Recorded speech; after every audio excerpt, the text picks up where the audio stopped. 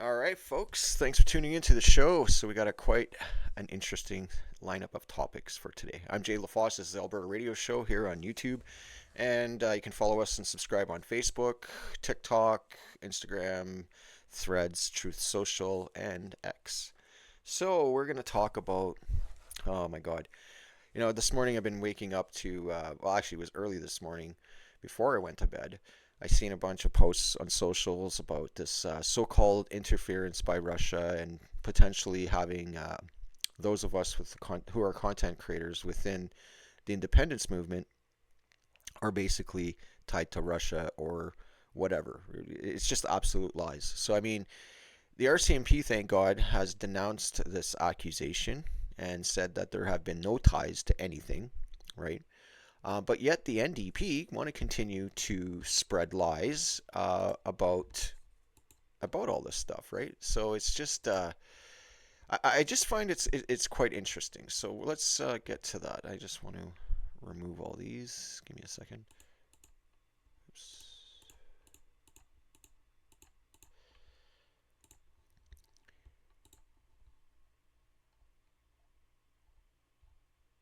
So we're gonna talk about what Nenshi's really doing. Give me one second, because this is absolutely insane. What's going on right now in Alberta with Nenshi? Like this, I've never seen anybody like losing their inform like their minds. I mean, it's just unbelievable, right? Like, so I'm just adding some stuff. I should have did this when I started the show. Here we go.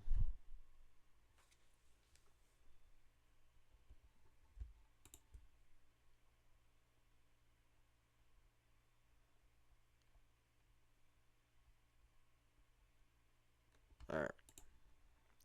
So let's start with the first one. All right. So we have, on one hand, we have Nenshi and Jason Kenney, the mainstream media, telling us all lies, spreading disinformation beyond belief, which is absolutely absurd, attacking citizens who are voters and just regular citizens who have just some discontent against their officials, against the government, which is not listening to citizens. And, it's got to stop. So let's expose the NDP. Now, we have Nathan Ip and the NDP they have this For Canada or For Alberta for Canada campaign. Now, somebody verified that they are not endorsed or registered with Elections Alberta. Apparently, they might be under another name, but according to the information I have with this, it's not. So, what are they doing? Well, this is what's happening. We got folks who are on X and they're getting visits, knocks on doors by the volunteers of this organization representing the NDP who are fear mongering Albertans and lying to them. Just flat out fear mongering. Now, I know this, they're doing this. I've mentioned this months ago about um, there was First Nations individuals who told me that the NDP were going on their reserves and fear mongering and telling everybody it was the 51st state, telling everybody all these lies when it's not true. Okay, so this is what we're trying to expose here. Number one, we have Nenshi out right now spreading disinformation, attacking Albertan citizens. The premier needs to say so. The premier needs to step in. Now, law enforcement needs to step in, or somebody needs to launch a nice fat class action suit against Nenshi and the NDP. Number two, we have this collective for Alberta for Canada, who's a group of volunteers knocking on doors and furthermore spreading fear propaganda and lies and misinformation, disinformation, confusing Albertans and First Nations and Métis people here in Alberta, lying. So shouldn't Elections Alberta be stepping into this? And shouldn't the Premier or the Legislative Assembly be commenting on this and trying to get this resolved for our citizens? Because what it's doing is it's actually dividing our collective with lies and propaganda and smear campaigns brought on by politicians, not by a regular citizen, not by a business, not by anything like that. It's a politician that's doing this. So this has to stop. So that just shows you just the base foundation of corruption of what the NDP will resort to in terms of attacking its own citizens, attacking anybody who speaks up against them. I mean, Jesus, they don't even have that many seats left in the ledge. I mean, they're just going to dwindle, and they're going to lose hardcore come the next election. That's for sure. But it needs to be pointed out. When you're an elected official and you represent the people, you're representing the people fairly. Your job is to find means to help your citizens have a better understanding of civics and the way things work, but also assist them in any kind of issue they may have that falls within your purview of your government and the provincial representation of the people. There's a level there. It's the same thing goes for municipal governments, publics like the mayor and council. It's the same thing federal. So, but the overall, your job is to work for the people, represent the people, and listen to the voices equally, regardless if they are not didn't vote for you or not. And right now, what we're seeing is one political party. I don't see the UCP government, Daniel Smith or MLA, is attacking Albertans. I see Naheed Nenshi and the Alberta NDP consistently berating and harassing and attacking and labeling Albertans with names like you're sewer rats, you're inbreds, you're rednecks, you're white supremacists, you're transphobe, homophobe, all these beautiful new dictionary language that they've created for themselves, for their collective of socialists and communists. So I just want to have that addressed, right? Because it's a problem. It's definitely a problem. Now, here's the other debacle that's going on with the NDP spreading more disinformation is in regards to this so-called, what they say is a data breach, which is not a data breach. Okay, it's a data leak and theft is how I look at it. So until the real proof of evidence that comes out in regards to what happened with the list, we gotta wait before we start pointing fingers. I believe that the data may have been stolen because the way I look at it is this: if the data was definitely owned by the Republican Party of Alberta, and some other group had it, and the Republican Party filed a complaint with Elections Alberta, then there's something nefarious there. Until that's cleared up, that's just my opinion on it. So I'm waiting before I even say anything. And the fact of the matter is, I have nothing to do with it. And do I care? Yeah, I care. I care about the fact that if there was a privacy breach in terms of allowing the public to see the information of people without their consent, that's a privacy matter. That's a breach of the Privacy Act. Therefore, it needs to be nipped in the butt. However, with the Electors Act, or the Electors List, why isn't anybody else complaining about the NDP using it right now? Right? Just saying. All the political parties use it. Anybody who's registered to Elections Alberta during any writ or election that went through a process has the list. So, you might want to scream at Elections Alberta to figure out a new policy. Let's start with that. All right, so we nix those. Next up is, let's see here. Today I'm on a rant, I'll tell you. And then here we go. Now, NDP MLA Thomas Dang pleads guilty to hacking Alberta's COVID-19 vaccine records portal. He was supposed to get jail time. He was also supposed to get a hefty fine, and he really didn't pay anything. He then got appointed to be the CFO CEO of the Treasury for the NDP in the Yukon, and he's still hacking. Yeah. Nobody's screaming about that. I'm just going to say this. It's our belief, and I'm somebody who's done cybersecurity and counter cyber, all this stuff, right? But as somebody who's done this in the industry, I believe, and many of my friends believe, that Thomas dumped the data and sold it to India call centers because we did correlate something after this leak. Many Albertans started receiving phone calls and texts and phishing scams, and they were all on the electors list. Right now, we're just trying to double verify the people who've received or harassed to see if they were on. Most likely they are. But the thing is we believe, or not the elector list, but the Alberta Health Portal information for COVID, to correlate that information with those folks. So if we can correlate that the people who were harassed and blitzed after this hack happened, and if they were on the vaccine records portal, then that means for sure Thomas Dang sold the data on the dark web or sold it to somebody. Nobody's saying anything about that. Let's move on. Just saying, it's absolutely insane when you're going to prop up and smear campaign one group of people when it's already happened. I mean, the CRA got hacked, the RCMP got hacked, I mean, the military got hacked, London Drugs, TELUS, Rogers, everybody, Loblaws, everybody's been hacked in Canada. It's like everybody watches news, oh, look at that. Not a word. But smear campaign people who are actually speaking up for freedom, and you're just going to run that smear campaign, not even care about all the other hacks that happened that were a lot more worse than a voters list. That's where I'm just saying, do I think it's right? No. Do you think, I think it's wrong that information was leaked. But the issue I have is blowing it out of proportion and blaming innocent Albertans, citizens, about this when it's somebody who did whatever, but not realize all the other hacks that happened and nobody even chirped about it. That's where this illogical, dumbed down level of intelligence is with Canadians right now. That's exactly what it is. There's nothing else that you can say that will change my mind on that, right?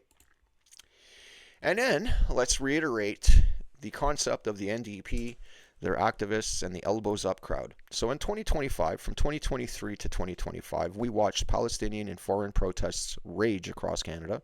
We watched our Jewish communities across different cities in the country get targeted by the same people and harassed, violence, their businesses targeted. I mean, it was like a mini version of Nazi Germany all over again, conducted by those who preach about inclusivity, equality, and inclusion, and love and all that stuff, and the rainbow crowd, right? So, in 2025, last year, they did get together in British Columbia, and it's not just in British Columbia, it was in other cities as well, where they took the Canadian national flag, burnt it, in front of public, in front of cameras everywhere during the protests, and chanted death to Canada, death to Israel, death to this, death to that, all this stuff. And then here we are, we fast forward to 2026, and now they're screaming, save Canada, elbows up, and we want to keep Canada together, la la la la la. You don't see anything, there's hardly any protests on the street anymore. Do you see what I'm saying, folks? This is a psychological propaganda tool used by the state to empower their activists. That's exactly what this is. It's subversion at the highest level. So just to point it out, look at this is the stupidity of it. And again, dumbed down level of education on our collective. These are people who probably dropped out of school, have mental health issues, all this stuff, and it's just to be pointing it out because that's exactly what that is. So on one hand, you hated Canada, you burnt our flag, you said death to Canada, and all of a sudden you want to keep Canada together, but you don't even give it 2 cents about Quebec. Quebec's about to leave. That's which is my next topic. All right, so I'm going to show you the video. Now, Carney has been making a public statement about Quebec and Alberta and the fact that both provinces want to leave Canada. Now, it's okay for Quebec to leave, but it's not okay for Canada. So we got a little video clip of Carney. We're going to play that right now. So I'm going to set it up there. Give me a second. Oh, I have it set up. Good. Oh, somebody's texting me.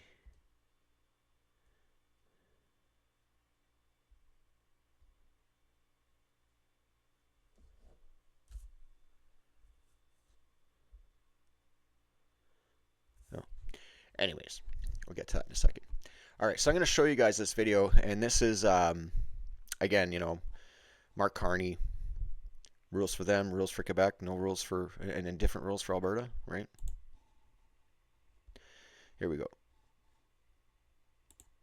There's a referendum about sovereignty in Quebec, and the question is, do you want that Quebec split from Canada? If 51%, 50% plus 1 votes in favor, do you think this is enough for Quebec declaring its own sovereignty?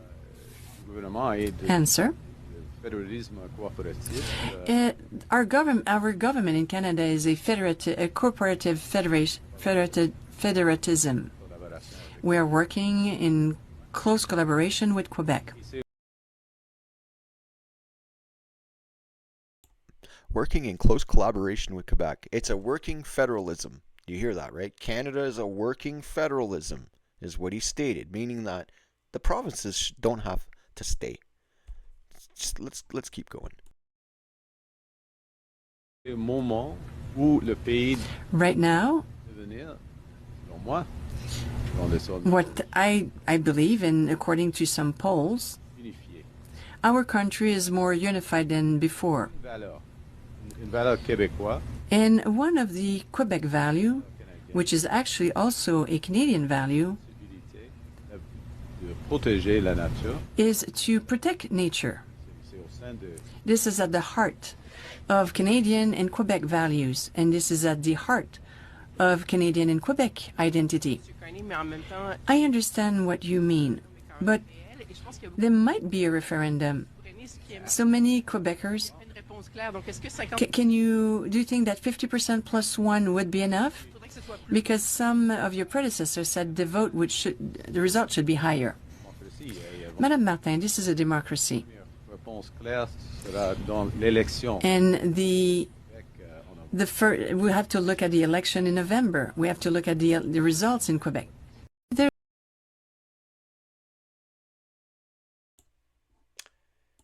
We gotta wait. We gotta look for the results in Quebec in November, right? It's okay for Quebec, and I support Quebec separating. This is my thing.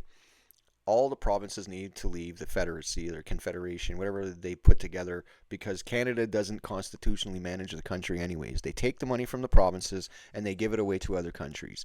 They put our own provincial citizens at risk. We have cities that have 4,000 homeless, but we can send humanitarian aid for 2,000 to another country, but we can't fix it here at home. I mean, the federal government is totally failed in its obligation and its partnership with the provinces, and therefore the provinces should all leave and form a republic and have their provincial heads of state form a new federal government. Or not a new federal government, but a federal forum of provincial heads or sovereign states. This way here, everybody's going to, we streamline things. We don't have a ballooned government. We don't have, this theatrics in the House of Commons and of a soap opera, because that's what it is now. It's just a circus show arguing, and they put on these theatrics. Oh my, it's drama. It's political drama. It's got to go. So provinces should leave. And I suspect that come November, we should see Quebec vote in the Parti Québécois, and the Parti Québécois has already stated that they're going to run a referendum immediately, because they know that 65% of Quebecers want out of Canada because of what Canada is doing to the provinces right now, and doing to what they're doing to them.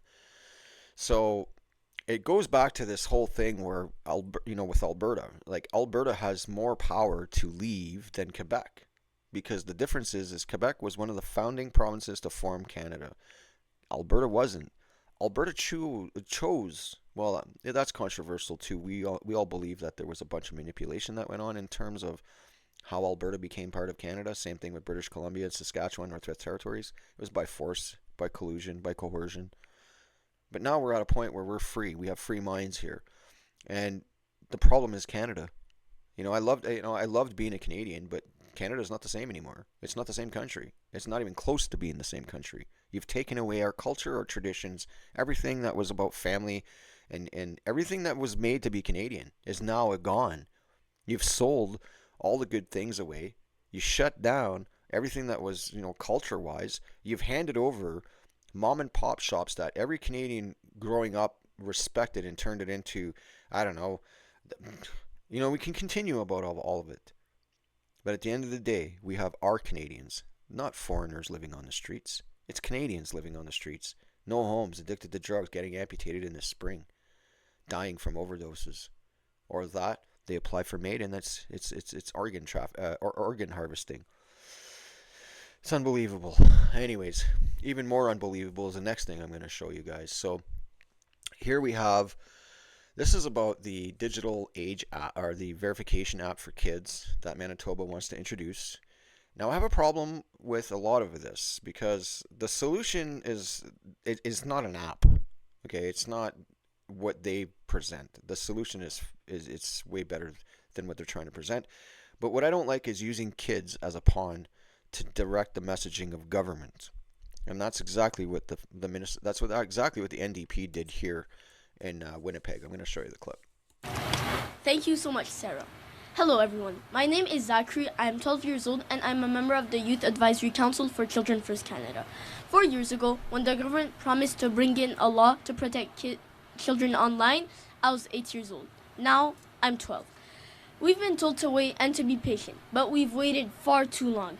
Kids like me across Canada have waited over 1,700 days for protection. That's 4 years and nearly a third of my life. And while we've been waiting, kids have been getting hurt. Kids are being hospitalized. Third of his life. Okay. Grooming these kids is unbelievable. Unbelievable. This kid doesn't even know what he's talking about. That's the point. That's the problem I have, is having these young kids, and it's sad that they're taking these kids, and you listen to the wording, it's all government wording. Let me be clear. We've been waiting long. All these are hook lines that the media uses in their speeches for MPs. Got this poor kid to memorize it. Half these kids don't even look at their faces. Look at their faces like, oh no, man, we're trying to ban our social media time. I'll get to that, but I'm going to let this continue because it just blows my mind, man. It's because of dangerous TikTok challenges. Kids are being bullied online because with no escape, even in their own homes. Kids are being lured by strangers on games like Roblox and Minecraft and on apps like Instagram. Young people are struggling with anxiety, depression, self-harm, and eating disorders. Some kids are dying from extreme cyberbullying of all sorts and from the kinds of things they see and experience online. We've seen tragedies like Tumblr Ridge and kids dying in their schools because of a plan created using AI. And we must ask, how many more kids need to suffer and how much longer do we need to wait? Well, young man, first of all, you do have one point.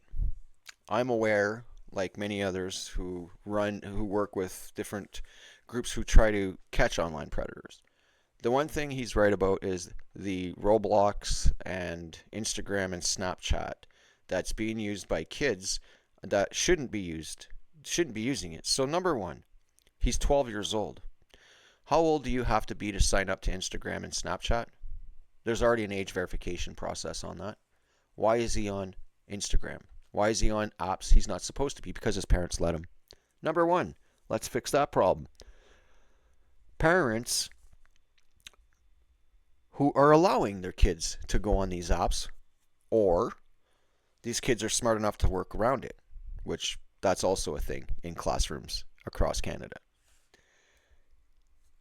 We need to make sure that parents are educated and able to control what they're doing or what their kids are doing online. So therefore, what we should be doing is when the ISPs deploy routers, okay, your modems that you get for your internet, there should be an app built into it for child safety and family safety. And I believe that most of them are, and most ISPs offer that service. Now, if your kids are working around it, then you need to punish your child. There's got to be something you're going to have to discipline your kid, because your kid at that point is hacking. At that point, he's breaking digital rules on his own or her own, and working around that. So then again, that's not on the parent. That's on the child who's just wants to break the rules. So what do we do about that? Now, this idea that these young kids and this young man has said that all these kids are dying from cyberbullying and self-mutilation and all this stuff is an absolute lie. Yes, there are kids being affected. Absolutely. There are kids being victimized and preyed on. Absolutely. But to blow it up into something that it's not is not right at all. And to use these kids as a pawn for the messaging of a government for Wab Canoe, who's also a wife beater, I'm just saying, this is unreal. This is a whole new level of brainwashing tactics and manipulating our children for their own gain. Now, what is the solution to this problem that people are making this aware of? Now, I'm aware of this, and I do agree we need to do something. Okay, I'm not saying no, don't do nothing. Yeah, we need to do something. Number one, these child porn sites, okay, these child pornography sites or sites that are catered to minors need to be blocked. Because Roblox is not taking action on the grooming and stuff and the targeting of kids, then Canada should just block Roblox. They were going to block TikTok before. Come on, guys. Like, what are we doing here? So on one hand, they want to block TikTok because of whatever so-called disinformation and ties to whatever, but they allow it now. But not do anything about Roblox the whole time, which we're preying on kids, victimizing kids, getting kids to produce content that's inappropriate, and meeting up with kids, setting up meetups, and harming these children. The fix is to block those apps from the collective, period. And that's it. I think we should ban Roblox entirely because they're being neglectful at protecting the kids. Now, in terms of apps, well, again, your family router that you have at home has a family application to block that out.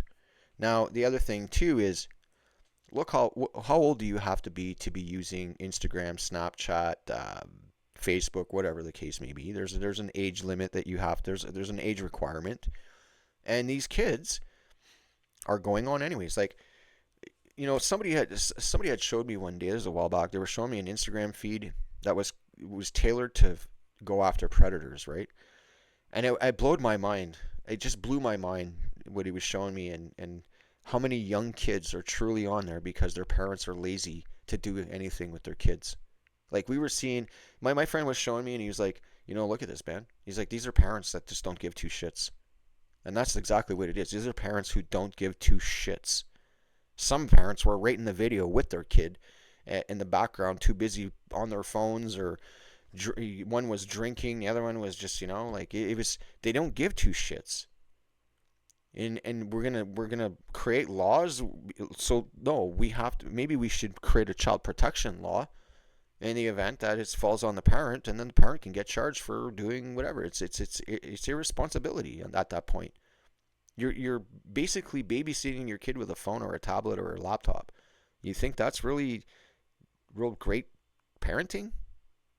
My kids, man, even I was tech savvy, I brought my kids out camping, fishing, parks. You can ask my kids. It wasn't about tech. And that's why neither one of my kids are hackers or computer savvy, right? Because I didn't want them to know that. I kept that from them. And I did a good job by implementing my own safeguards. So it's due diligence in the family environment at home, right? So there's a few factors. Now, they want to release this age verification app, which is we already have verification on the apps, and they're getting around that. To furthermore on the issue, to continue on the issue, is that the EU, European Union, they released a verification app and it got hacked. Australia had an app, it got hacked. Why waste money? You're wasting millions of dollars in digital infrastructure for nothing, just because the government wants to feel somewhat in control, like a nanny state. Until we can, what we need to do is develop a technology that adapts to the usage to know if it's an adult or not. And AI would come into play for this. This way here we can set up some safeguards where the kids can't find VPNs and loop around the system and do this, right? But again, how is that going to be implemented? And you have to opt in on that. Can't force it on people either. So what I suggest people is this: families and parents. The suggestion is simple. Safeguard your home with family apps. If you have a child that's under the age of 13 on Instagram or Snapchat or whatever, get them off those apps. They're playing Roblox, get them off Roblox. Get them outside, do stuff with them. I understand that we all have lives, and I'm not trying to dictate, but we need to protect our kids. And if we implement what the NDP wants here in Canada, along with the Liberals, then every person in this country, including me and you as adults, are going to have to download a verification app to go online. And that's just digital ID at that point, and complete record tracking of every one of us. So no, this cannot happen. And I don't like the commercialization of what's going on with the internet right now. I've always been against this ever since I plugged into the net. But we do need safeguards. So I won't denounce the fact that we need to come up with some type of solution with technology to protect our kids. But again, it's a lot of due diligence on the parents as well. And the schools as well. The schools, I'm just going to say this. Leduc, okay, there's a Catholic school in Leduc, and their kids are working around the VPNs right now. And these kids are just as young as 9 years old up until they're teenagers, and they're hacking the system already. This is going on in schools. But what do I know, right? What do I know? So we need to find a different solution than using our kids as pawns to propagate a government messaging of law. That's not going to work. So that's where I'm at with that. The solution, like I said, is ISPs. So internet service providers, they can tell anybody who's been where, what they clicked. It doesn't matter. You can use a VPN. It doesn't matter. ISP knows where you've been. So at that point, the ISP also controls the traffic that goes to its users. And what I would suggest is that the ISPs work together collectively with CyberTip and CSAM, get the database of all the everything they've went after and whatever they think is live, put a master blacklist, and every ISP in the country uses that master blacklist and make a law for that. And this way here, we're blocking off all that content. Gone. No kid will access it. No adults will access it. And that will shut down a huge majority of the chunk of child pornography on the internet for Canada or Alberta or anywhere else. That's the solution. But as far as the apps, we got to create something. We got to do something. And that's going to take due diligence with the parents and schools and adults and stuff too. All right. So what's next on my list? I think we got a bit of it. I got a couple more topics, but before we get to that, so I wanted to showcase a new track, right? New track. Yeah, you guys are gonna love this.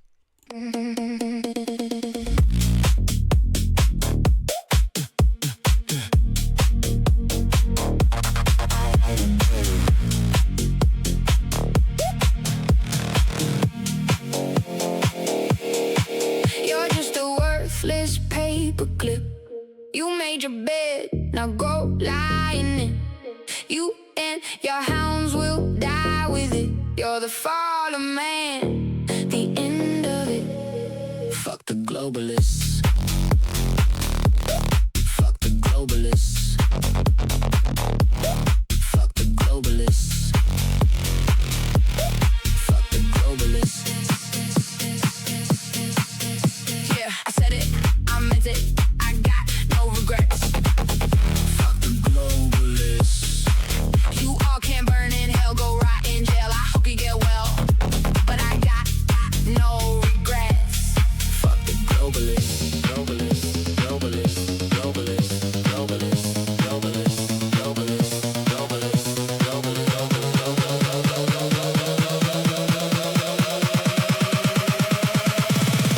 the globalists.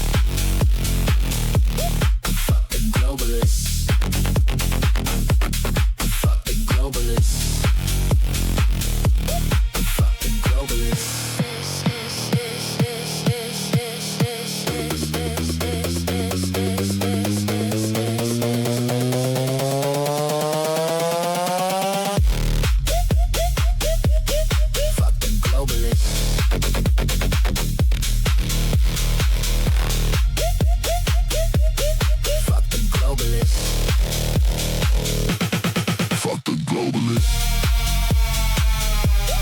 Fuck the globalists. Fuck the globalists. Fuck the globalists. Fuck the globalists. Fuck the globalists. Fuck the globalists. Fuck the globalists. Fuck the globalists. Fuck the globalists.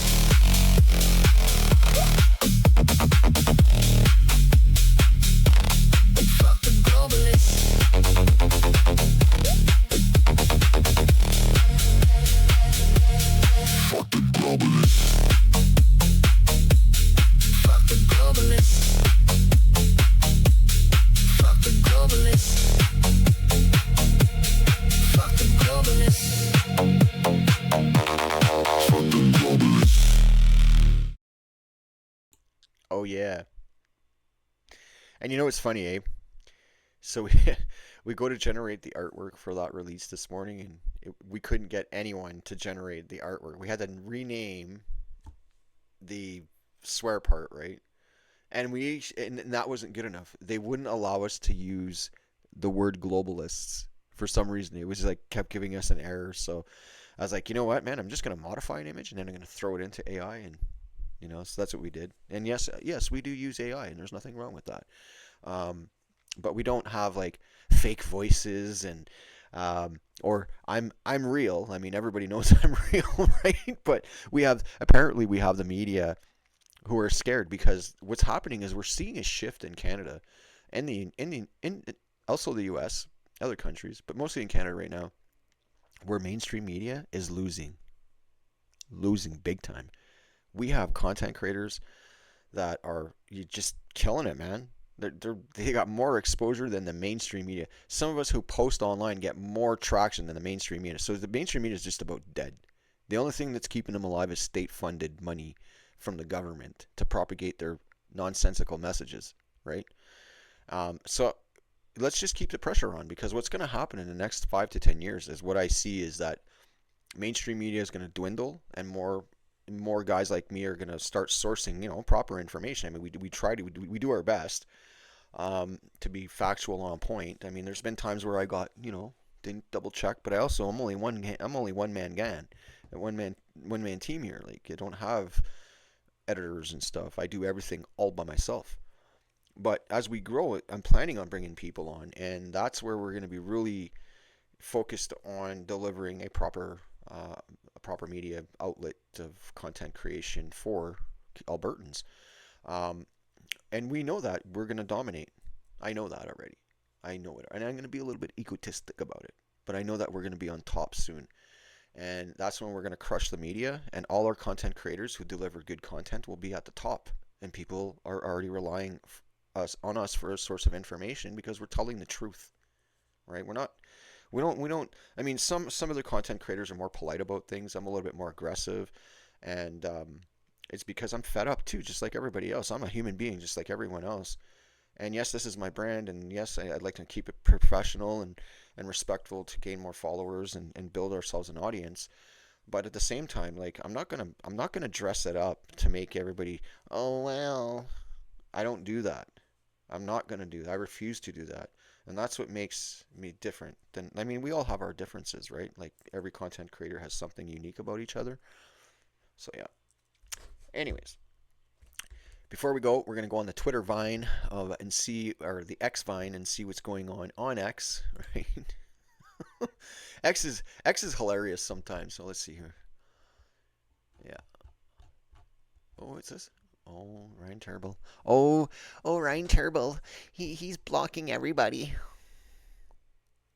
No. Even Cat Canada retweeted my tweet, because this is what's happening. So I'll give you some context on this. What's happening right now is we're seeing politicians like the Alberta NDP has blocked me. Okay, the whole like their website. Now the thing is this: Ezra Levant and Rebel News have won cases on this. Politicians and political parties are not allowed to block citizens, and they're getting fined 25 or 20 grand a pop. So I don't know how much money Rebel has made, Menzies and Ezra has made, and they got to teach us, man, because I look at it this way: if Rebel News is able to have these cases side on them, and they're collecting $20,000 a pop for every politician that's blocking them online, then shouldn't that work for Canadians as well, and Albertans and content creators? Because we're not the government. Like, we should have open dialogue no matter what, right? But instead we have a government that's name calling its own citizens, attacking its own citizens, then blocking them when they get fed up, and we say screw you, right? Like, that's so anyways, it's good that Cat yeah, Zoltan's like, I'd be a millionaire at this rate, right? But it's true though. Nenshi did make claims, and yeah. So Cat Canada's like, we'll go on this. Oh, gotta go back again. So I guess it was Ryan Turnbull blocked Cat Canada, and everybody's like, yep, you know. Dave Eby, we got everybody getting, they're pulling out the blocks. Yeah, we've been blocked by, and that's the thing. We have politicians who absolutely don't give don't give 2 cents. They'll attack their citizens, and then their citizens get all riled up, go on social media, and yeah, screw you, you're an idiot, whatever, right? And then all of a sudden, block. Oh, what? So it's okay to attack your citizens and call them a bunch of names and harass them to a point where it's, and then that's actually causing a mental health issue on the citizens, because, when citizens are supposed to have faith in their government, which we know they don't, but I mean, let's just, hypothetics, right? It's just saying, but it's true. You know where I'm getting at. So, like before in Canada, our politicians weren't turning against our citizens in the way they are today. I mean, the first indication should have been when, what was it? Pierre Elliott Trudeau punched someone in the face, I think, once. Jean Chrétien, liberal, they're both liberals. Jean Chrétien, he grabbed a guy by the throat, right? Like, well, anyways, I just think it's hilarious. Oh, what's this? Oh, National Post. If only the UCP kneecapped woke like it did elections Alberta. I don't have to read that. Oh yeah, and then here we go. We got Canada's deeply concerned about the ongoing humanitarian crisis in Gaza. What about the humanitarian crisis in Canada with the homeless people in tent cities and addictions and stuff that are killing people, right? Nobody cares about that. Whoa, this has got to be good. This has got to be good, folks. This has got to be good. Let's just check this out. We're going to share this. Give me a minute. I just seen this. I'm like, we're playing this. Okay, so Naheed Nenshi. This is hilarious. Naheed Nenshi accused Premier Daniel Smith of being a foreign agent of Saudi Arabia. Although Mr. Nenshi has a reputation of being untruthful, calling your political opponent an agent of foreign government is disturbing and dangerous, apologize immediately. Well, let's recap. Nenshi took a trip to China paid by the Chinese government. Nenshi went to Davos a bunch of times, paid by taxpayers, and it took a year for him to disclose that. He's part of the World Economic Forum. I mean, you want to talk about a traitor and an agent of foreign entities? Voila. Let's play the video. Premier has proven herself to be a foreign agent by accepting hundreds of thousands of dollars from the Kingdom of Saudi Arabia. She'll never get her clearance. A few moments later. Funny timing, because you were talking about this a little bit earlier, and you said the Premier won't be granted security clearance. I am writing an article today about how she has been granted. Oh, has she really? and I. Well, geez, I hope that the people granting the security clearance really dug into her connections with foreign governments. But good for her. I hope she'll use it well, and I hope she'll tell Pierre Poilievre he ought to get his. Because here's the thing. The Premier has proven herself to be a foreign agent by...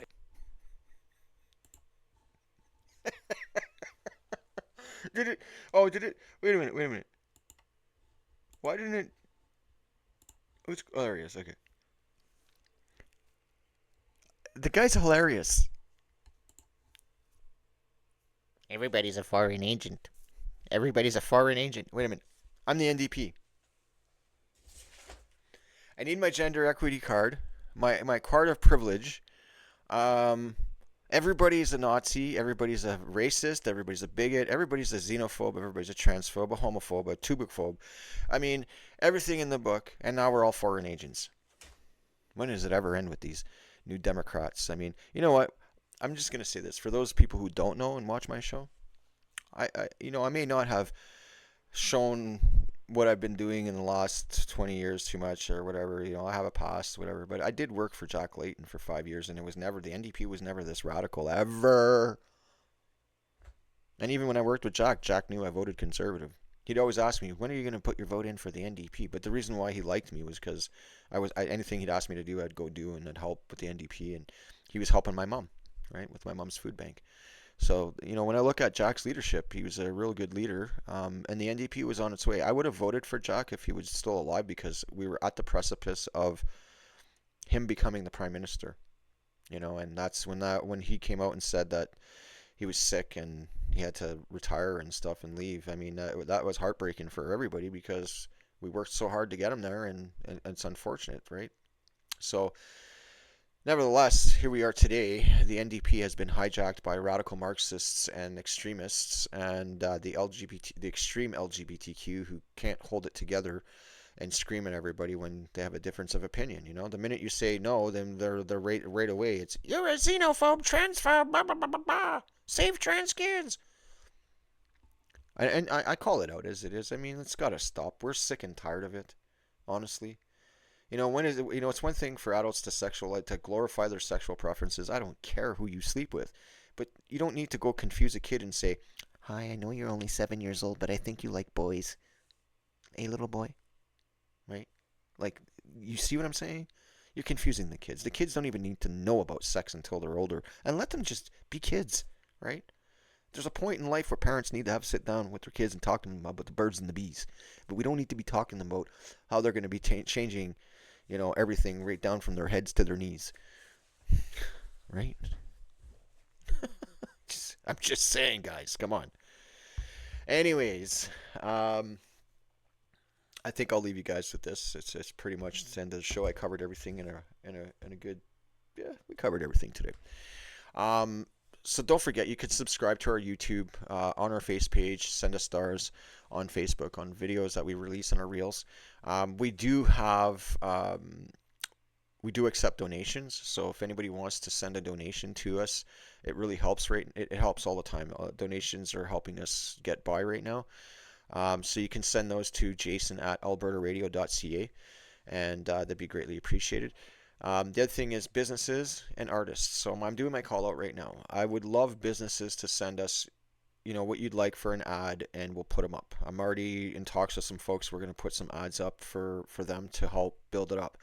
Now, I'm not charging the businesses anything right now, because what we'd like to do is just get as much content as we can so we can start building it up, populating it on the station and then on the show. And that will build up a really good, you know, it builds up something nice, right? So I don't want to charge anybody for that until we can get some real traction on our videos and it's well worth it. And then once my videos are monetized on YouTube, then I will start charging businesses at that point. But we're not even close to that. We're still a ways from that. For artists, if you are a musician, as long as you do not have stuff on Spotify in the stores, you can send music to me and we will play it. Now you have to make sure you include in the email that you're giving me rights to play. That's it. In the event that you do release it, and then TuneCore or somebody comes back at us and says, you know what I mean? We can rebuttal with that, and they'll take the claim off. So that's pretty much it. I just want to say thank you for everybody for tuning in. And don't forget, email me, Jason at Alberta Radio, with any news topics you'd like to present. If you'd like to write for us, that's something that is paid. So how we work that, I'm gonna say this. If you write an article for us and we post it on social media, we're monetized on Facebook. So whatever your post makes on Facebook, and it's up to you to share the post too. We'll share it and do our due diligence to make sure we're getting coverage on it, because we want coverage on it too. For that post that's being monetized, 100% of the royalty money that you make off that goes to you. And some posts make up to $10, $20, $25. Some of them, I actually had one article that was viewed so many times that I actually made $75 off of it. Just that one post. And I was like, wow. And that was my whole month, right? That was a long time ago. But I know that we get paid through Facebook when we do this. And I would think it would be good that it would encourage independent writers to write some content for Alberta Radio. And we'll show you every day, like, you know, what you earned. We'll take a screenshot of it so you can see it. Or we'll do a video call so you can actually see it live, and we'll show you what your earnings are. And when we get paid every month on between the 22nd and the 24th, we'll just transfer the money to you, and we'll make an agreement on that. So that's what I'm trying to do to entice for more content writers. It's a good way to get freelance writers involved, and because I have a plan. We're working in phases, Alberta Radio, right now. So every phase is something new. We just completed a couple phases, and you know, we're still working on some stuff today. But the overall end game is to establish Alberta Radio as a go-to point for everything, for news and stuff, just like content creators. So we're all doing the same thing, but a little different with us is we're actually inviting content creators to submit their shows via MP3 or a link we can download it. But we're doing our due diligence by curating it as well. And if you give us permission, we'll take your shows, turn them into MP3 audios, and we'll throw them up on our radio station and throw you through general rotation so that everybody gets a chance to be heard from our listeners. And we get quite a bit of listeners. There's sometimes that we peak out, like we actually peak out, and I get a warning from the server admin and saying, "Hey man," right? So last month we had to buy a little bit more bandwidth, but this month here it's been slow. Like we just, it's just summer's coming. You're not going to have too many listeners, but in winter and fall, that's when we peak. So I just want to say thank you for everybody for allowing us to follow us along and support us and watch our help us build the brand up, and it's all for you. And lastly, before I do go, yes, I am running for office. A lot of folks want me to run for mayor. I have folks that are asking me to run for MLA. But I am going to run for office, and I haven't determined yet exactly what I'm doing. Some folks I've talked to, and I'm leaning on on something. They know it, so I want to get my feet a little bit more wet and sit back a little bit more, and still because I go to the UCPCA speech nights. And last week we had a packed house, and I got to speak in front of a lot of folks, and it was very receptive. I was like, wow, man. We even had city councilors and MLAs show up, and it was amazing. So it was a really good experience for all of us, and I spoke to everybody after, and yeah, it was an awesome thing. So I like doing that. It gives me some practice, right? Anyways, that's it. Don't forget, you can donate via EMT to Jason at Alberta Radio. You can email me that way as well. Shout out requests, birthdays, anything like that. We'll do that as well. And that's it. That's it for the show, folks. We'll leave you with the little bit of the track that we released today, and that is Fuck the Globalists by AC3. That's me and John Wickend, and here we go.